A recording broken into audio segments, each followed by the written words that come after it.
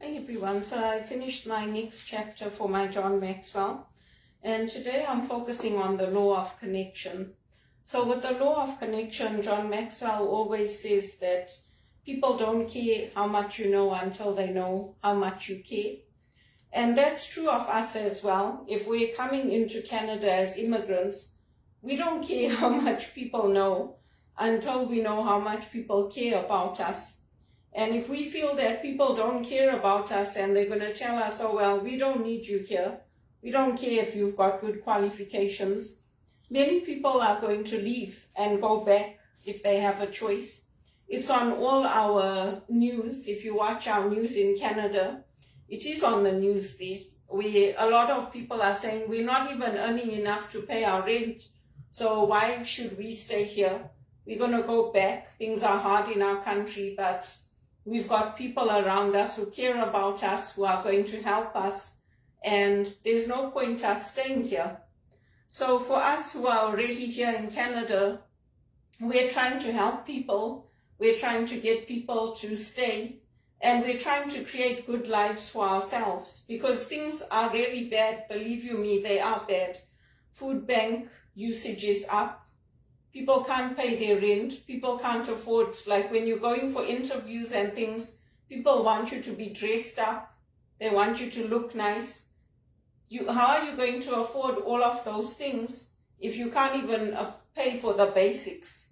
Your internet costs over $100. Your phone costs close to $100. And you're renting it. You don't even own that phone, your mobile phone.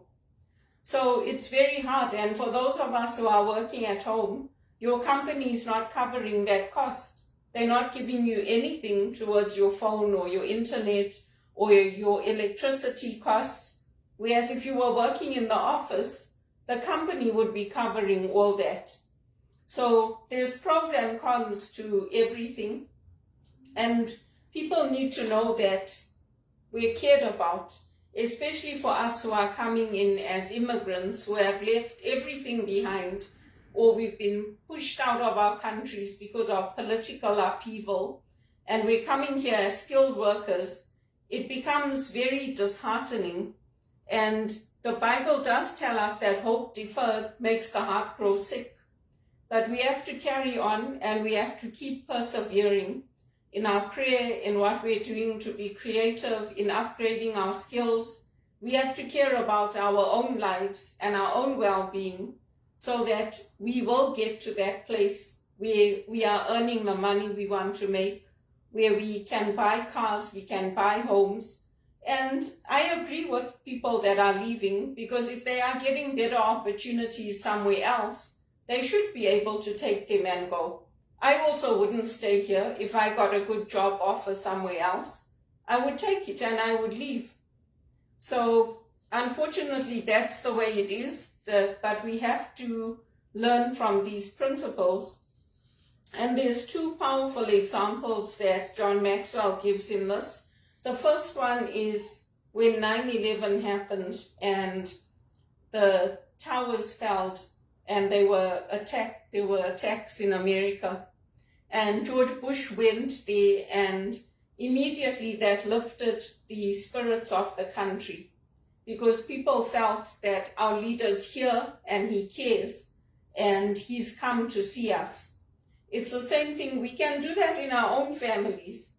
So for me, when my mother was sick, when she came back from England, I didn't have any money to go and see her. I couldn't afford to even take the bus to go there. But I asked a friend of ours, a family friend, can you please take me to see my mom, because she's very sick and I just want to go and see her. So he took me there and he brought me back and I went to see her. So you can do that. You can do that for your friends. You can do that for your family. You can spend time with somebody in their need. And then he flips that over and he gives a different example of when Hurricane Katrina hit in the US. And George Bush went, but he didn't go and spend time with the people. He just took a photograph in the plane looking out over the area at the devastation. And after that, he never got the support back of the people. because they felt that he didn't care, he didn't come, he didn't talk to the people. And it's the same with us in our communities. If we don't see our political leaders in our area, we don't see them knocking on our doors, we don't see them coming out to meet us. I'm not going to travel an hour and a half to go somewhere to meet the political leaders of our country, because I'm paying you taxes, you have your big houses, your big cars, you're getting all the accolades and everything.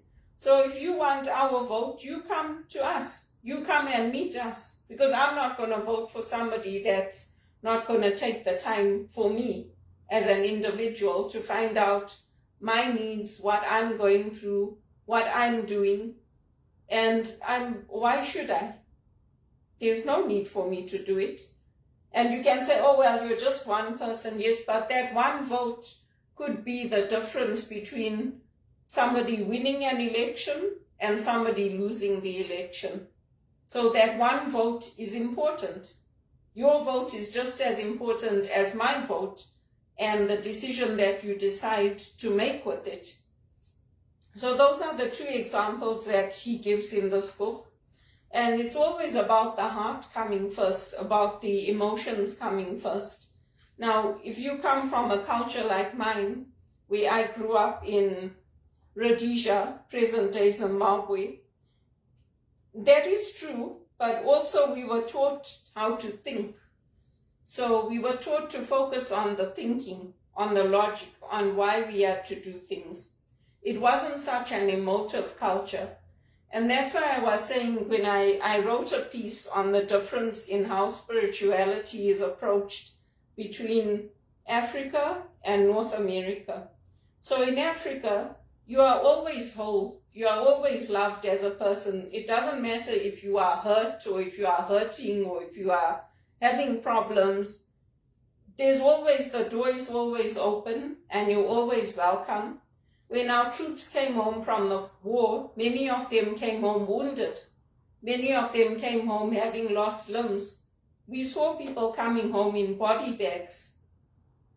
That didn't make us love them any less. They were not excluded from family gatherings and parties and get-togethers. Everybody was always included.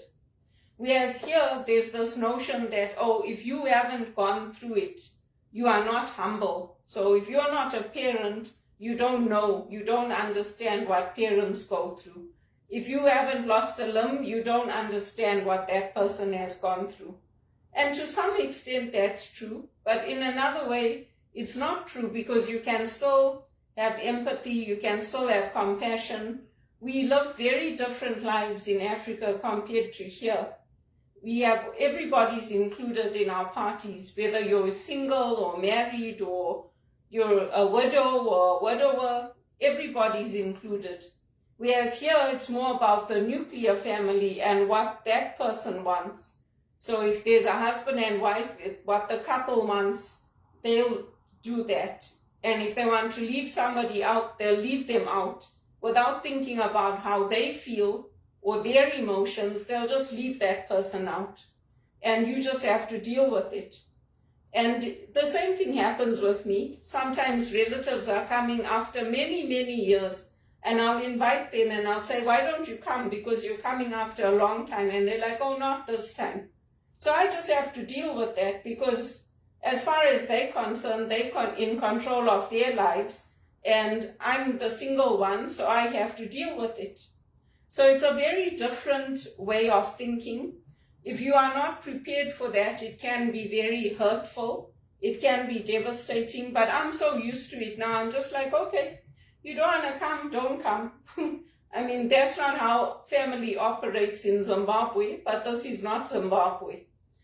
So you have to get used to how things are here. And if you don't, they'll tell you that you don't know how to respect people's boundaries and that you're interfering. So you have to learn, you have to make that cultural adapting when you come into North America. And very much the spirituality here, like even when I did my training at Regis College, it very much focused on the emotion and the heart and coming into the heart and how you're feeling, whereas I never grew up like that. So it was very difficult for me. I had to learn how to go into those emotions, how to tap into that, and then be present to the other person, whoever I was meeting with, or in our group work, or whatever we were doing. So it's a very different spirituality.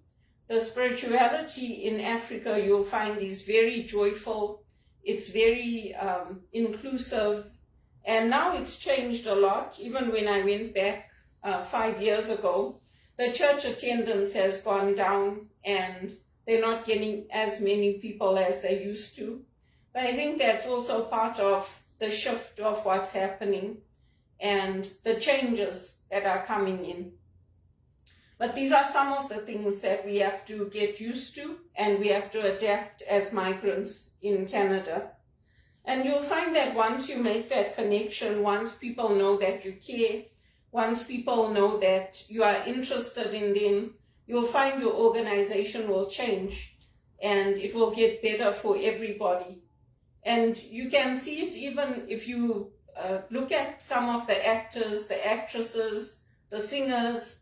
You'll see how they go around, like after their shows. They don't do it so much here in Canada, which is a bit disappointing.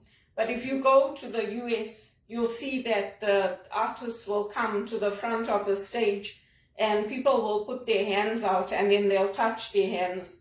And you see it with the tennis players. I saw that here in Toronto with Andy Murray. After his match, he went as he was going out and he stopped. And there was a little section of the stadium and people came down to get his autograph and he talked to them. I was sitting right at the top because that's all I could afford. I couldn't afford the seats at the front. But they do that, and then they make that connection with their fans. Andy Murray is one of the few tennis players I know that people write to him at home. They send him cards and messages and all that, like through the postal service.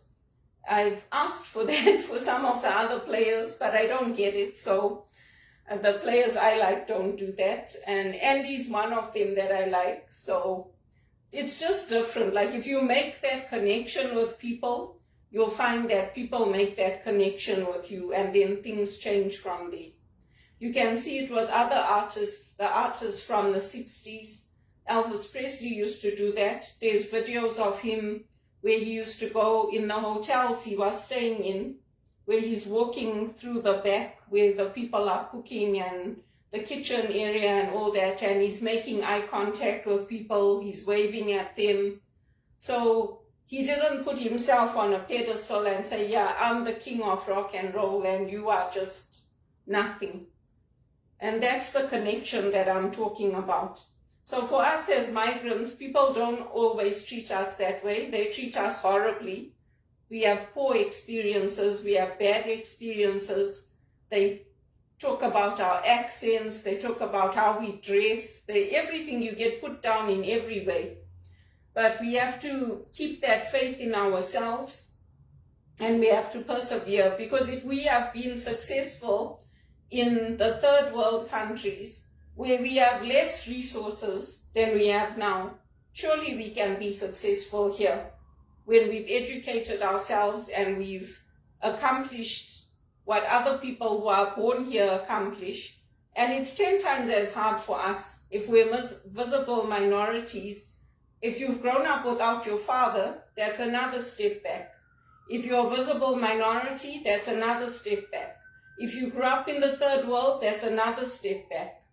If you grew up with different values to here, that's another step back. But we can educate ourselves and we can learn. And believe you me, it is very hurtful. I got hurt many times along the way. But I'm doing this so that other people don't have to get hurt the way I was hurt, because I didn't have anybody to mentor me. I didn't have anybody to say, this is how you can do it, this is how you can learn, this is how you can start earning those 6-figure salaries. I didn't have anyone to do that for me as a woman. and as somebody who didn't have my dad in my life, because it's a very paternalistic society. Our patron saint is Saint Joseph in the church. Our guardian angel and our patron angel is Archangel Michael. So it's very much male dominated. If you go to America, America has Our Lady.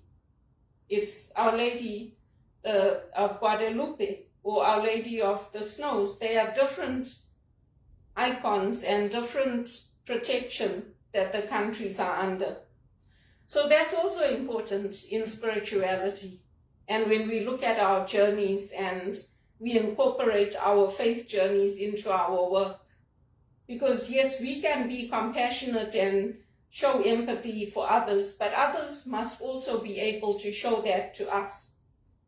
And we can do an exercise to see which areas we are strong in, which areas we are weak in, and then we can focus on those. And part of it is being disciplined. If I wasn't disciplined, I wouldn't have graduated from Regis. It took me 7 years. I used to finish my job in the corporate world and then go to my studies. I worked on Saturdays, I worked overnights, I worked till midnight. It wasn't easy for me. I didn't come home and watch the TV. I came home and I did papers. I came home and I studied. So people can't say I'm not disciplined. I am disciplined. And I am a goal setter, and I am somebody that accomplishes as long as I have the right support. But financially, it's very, very hard, because if you're studying part-time, you don't qualify for the student loans. So we have to persevere, and we have to keep making connections with people and keep reaching out to people. And that's what I do. I reach out to my friends. I reach out in the community. I reach out to see where I can volunteer, where I can get involved, because I'm not just sitting at home like a lump. I'm not just carrying on waiting for things to come to me. I'm going out there and I'm doing everything I can to make sure that my life becomes a success. And in very hard circumstances. It was hard in Zimbabwe because we were on our own. We didn't have my dad. And it's even harder here because you're dealing with a cultural difference. But I will adjust like I always do. And I will change in the way that I have to. And I will not allow things to hurt me that hurt me in the past. Because my life is valuable, just like everybody else's life. And I will adjust to what I have to adjust to in this culture. And it's unfortunate the companies don't value me, because every time they have let goes or they let go of people, they always let me go. I can be the top worker, the top employee, delivering the best results, but they don't hesitate to let me go. So it doesn't make sense to me, but then the companies are suffering now because that's what they're doing to all their best workers. So maybe that's the way they want it with the Great Reset. Who knows? I don't understand how the people who are running the companies think, because that's not what I would do if I was in those positions. I would want to keep the best workers, the most knowledgeable people, the people who understand the company, the people who are bringing education and skills to the table. But that's me. So that's the John Maxwell for today. And I hope it helps you on your journey as a migrant to Canada, as an immigrant. And if there's places I can help, do contact me and let me know. I'm still on my job search, and I'm still looking to start earning an income and get back into the workplace.